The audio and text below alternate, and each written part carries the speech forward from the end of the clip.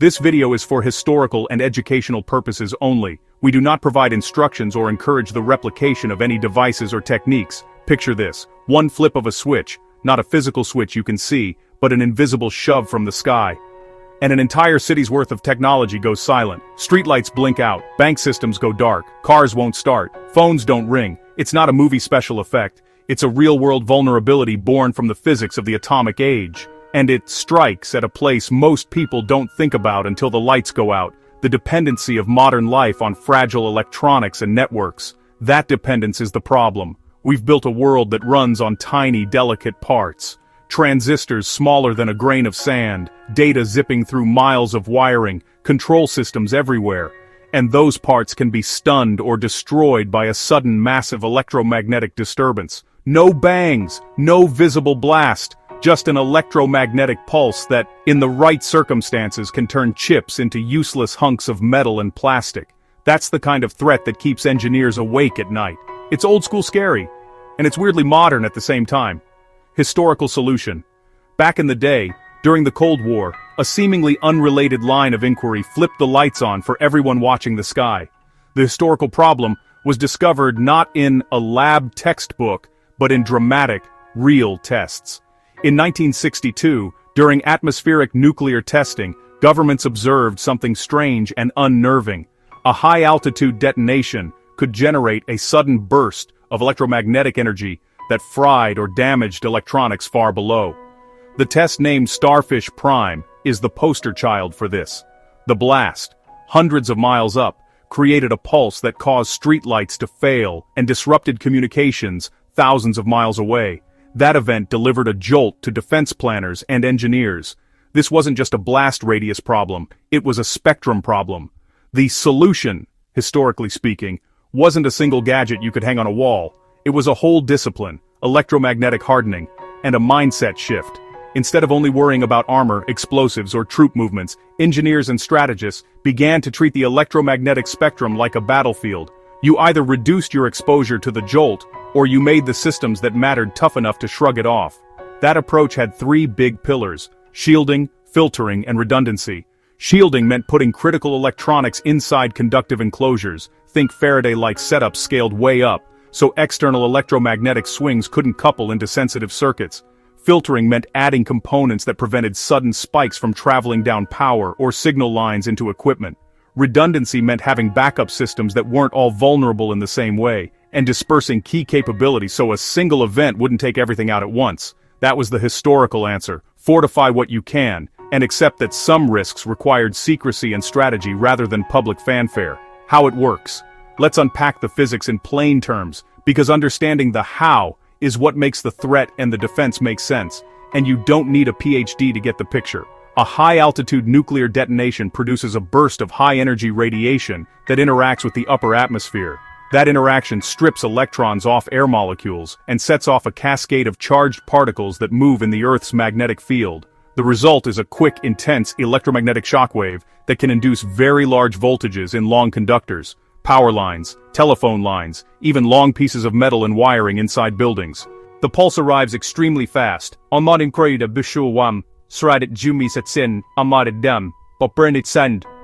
the order of billionths to millionths of a second for the worst part, so most ordinary surge protectors, which are designed for slower events like lightning, don't have time to react. The immediate burst can overwhelm and vaporize delicate semiconductor junctions in microchips, or induce currents that melt transformers and other infrastructure. That's why people compared it to a lightning strike, except lightning hits one spot and an EMP can, in effect, hit everywhere at once over a huge area. No joke. Engineers split the event into different phases to make it easier to study and defend against. The first, fastest phase is the electronics killer, the pulse that hits micro circuits and small signal electronics. The later phases are more likely to damage power distribution components and generate outages through slower but still destructive currents. In short, first you fry the brains, then you ruin the backbone. That insight drove the early defenses: make the brain tougher and make the backbone less likely to carry murderous currents into vulnerable places. A deep dive into the historical response. When the threat was understood, it didn't lead to panic theater so much as a quiet, expensive engineering program. The military took the lead. Strategic command centers were put in shielded bunkers, critical communications gear was wrapped in conductive layers, and sensitive wiring was routed and filtered to reduce coupling with external pulses. In some cases, systems were duplicated with very different wiring and power arrangements, so that a single induced current couldn't take down both at once. Think of it like not putting all your eggs in one fragile carton. This effort extended into design standards. When civilian industry began to see the value, manufacturers started paying attention to electromagnetic compatibility, the practice of making sure devices don't step on each other or get stepped on by the environment. That's why many devices have little shielding cans over chips, why cables are twisted and shielded, and why certain filters and surge arresters became standard in critical installations. It's not glamorous, and you rarely hear about it in the headlines, but it's a huge part of the reason our systems generally survive the everyday electrical storms life throws at them: secrecy, policy, and the unknowns. There's another part of the story that's more political than technical. For obvious reasons, information about national vulnerabilities and countermeasures was often tightly controlled. Back in the Cold War, governments worried that broadcasting the exact scope of a vulnerability, that a single high-altitude burst could cripple a grid, would invite panic or give adversaries a strategic lever. So much of the work was classified. That approach made some sense, but it also had a downside. Civilian infrastructure and regulators sometimes lacked the full picture and the sense of urgency to invest in resilience. Meanwhile, the commercial world kept moving fast toward ever more complex electronics, which are efficient but less tolerant of large, unexpected surges. The secrecy created a weird gap. One set of decision-makers quietly hardened key systems, while much of the rest of society kept building on fragile electronics without full situational awareness. That tension shaped policy debates for decades, from doomsday to battlefield tool, the non-nuclear angle. Here's a twist. The same basic physics that made a high-altitude nuclear detonation scary also inspired research into more focused, tactical methods of producing disruptive electromagnetic effects without using a bomb. That research, much of it classified, asked whether you could create a short-range pulse or microwave burst to disable electronics in a localized area, a soft kill that incapacitates equipment without blowing things up. The idea is appealing to militaries because you might stop a guided missile, disable an enemy vehicle, or take out the electronics of an unmanned system without causing collateral damage. That transformed the EMP idea from a doomsday scenario into a potential battlefield tool, a scalpel instead of a sledgehammer. Important note, descriptions of historical research are one thing, instructions are another. Public discussions generally stick to high-level explanations and avoid technical steps that someone could use to build such a device. That's intentional and necessary. The takeaway for civilians is not to learn how to build weapons, but to understand how widely those concepts influenced engineering and design priorities. Everyday traces of an old idea. Oddly enough, the legacy of EMP hardening shows up in everyday tech. The surge protectors you plug into your wall, the braided and shielded cables that keep signals clean, and even the small metal can over a delicate chip. Those are descendants of the work done to protect systems from sudden, electromagnetic surprises. The field of electromagnetic compatibility, EMC, and the practice of designing products so they don't interfere with each other owe a lot to those early worries. If you've ever marveled that your microwave doesn't make your Wi-Fi go haywire, that's EMC at work. In short, a lot of the boring engineering that keeps your gadgets behaving actually grew from the worry that the sky could at some point reach down and touch them. Practical consequences and societal risk.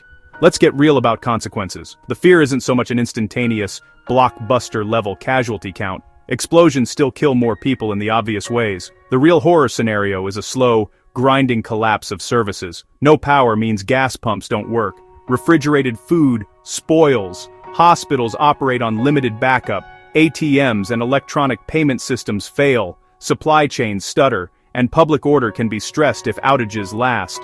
Government reports have used language like going back to the 19th century to describe such an outcome, and while that sounds dramatic, it's meant to convey a real operational problem. Modern life depends on electronics in ways that are easy to take for granted until they're gone. That's the sobering side of the EMP story. It's less about immediate destruction and more about cascading systemic failure, cultural resonance, and the old radio lesson. There's a human angle too. Ever notice your grandfather swearing by that old AM radio that still works? Analog electronics, big coils, tubes, and simple circuits, are inherently more robust against extreme electromagnetic disturbances than modern microelectronics. That's not nostalgia talking, it's a hardware fact. A 1970s radio can often handle surges and nasty electrical conditions that will frag a modern smartphone. That observation made engineers rethink reliability and robustness as design virtues in their own right, not just quaint throwbacks. Sometimes the old way was resilient for a reason, and resilience has currency when the unexpected hits. Where we are now, and what's changed. Today's world is both more vulnerable and more resilient in different ways.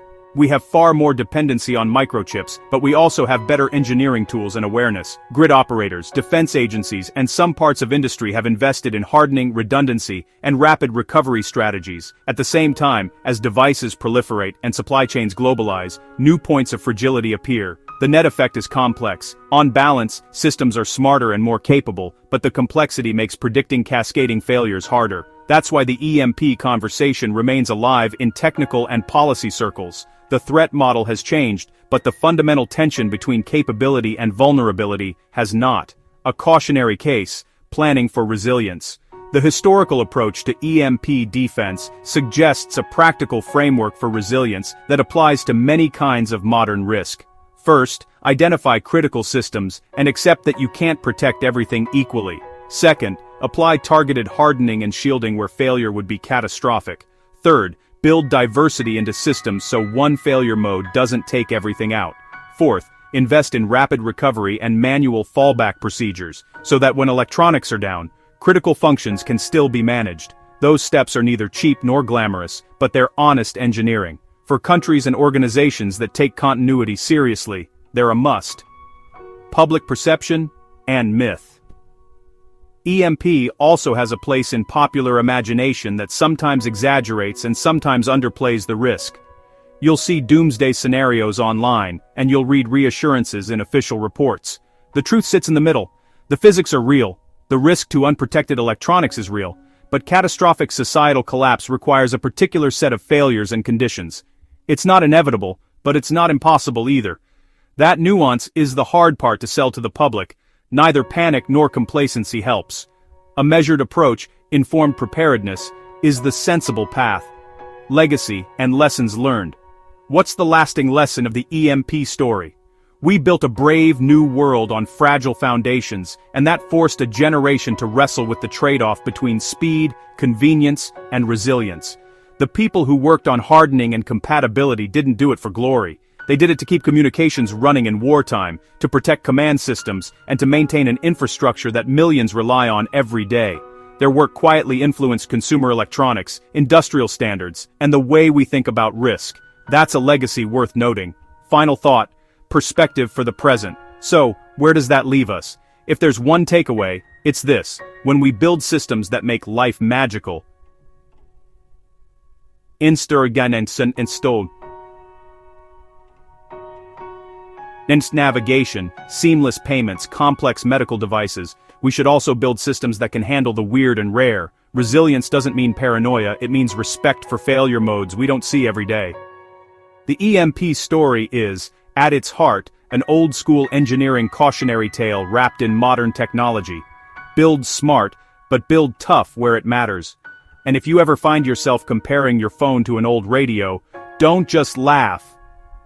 Learn something.